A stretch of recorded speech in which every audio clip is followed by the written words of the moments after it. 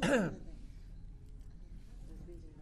Sons of Unrest. Sons of Unrest, or the Sons of Freedom. Okay, once they speak, we will pick it up. Yeah, welcome. So first of all, I know that you really enjoyed working together, but did you realise that the album was going to be embraced in this way? It went to #2 in America and it went into the top 10 over here. Did you know that you'd created something special as you were going along? Not at all, no. Well, yes, special, because I guess we achieved together and with the other guys some sort of new place that we hadn't really bet on.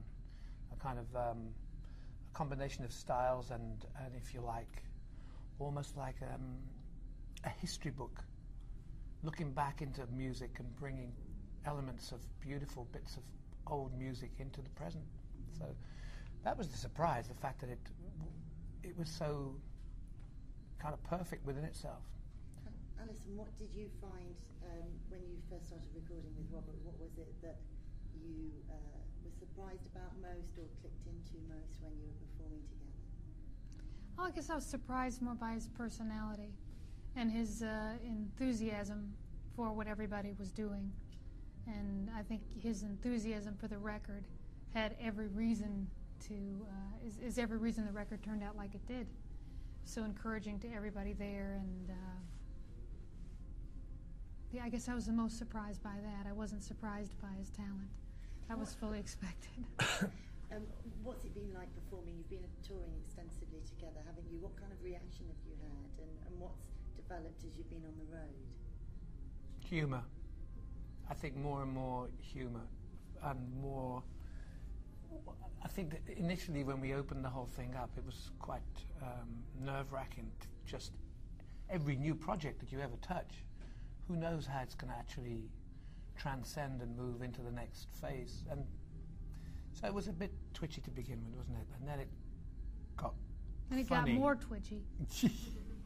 And then we realized it was just going to be twitchy. Yeah, it's funny. It's funny. There are a lot of great personalities around us, and there's a lot of dry humour and a lot of. It's another place altogether for me. Great. You've got plans to do more, haven't you? I think you and T-Bone, the three of you together, have already looked through and seen some other tracks you'd like to record. Is there another album in the works? Well, we talk about it. We talk about it, yeah. I mean, we were going to start in November, but we're touring through to the middle of October. And we need to take a break because we've been going at it one way or another for quite a long time. And it also gives us more perspective, you know, more depth of field, and we want to write some stuff ourselves. So you'll write your own material together?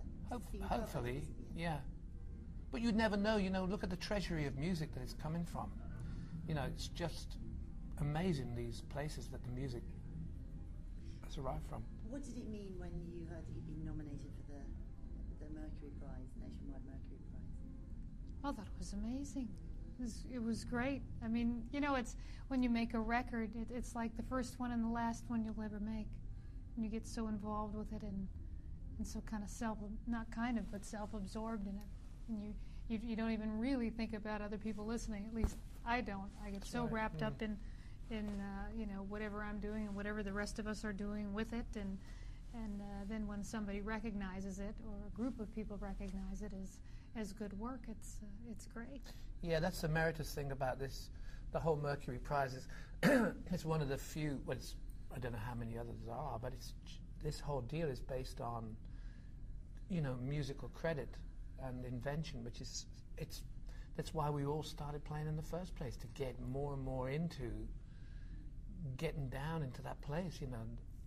It's okay when you said about being #2 in the charts, it's neither here nor there, really. I mean, of course it's great, but once you scrape that away, you realize that, you know, that this is where it's at, to really feel good. It's not an accident. We worked hard on this thing. It is the album of the year, and today you get a lot of people who will just go and buy a few of the songs that they like from an album because technology allows us to do that these days. Where do you stand on that? Do you think it's important to keep making full albums where people get the whole 12 or 15, 16 tracks? Well, for me it is. I think without experiencing the whole album, what kind of experience is it for me?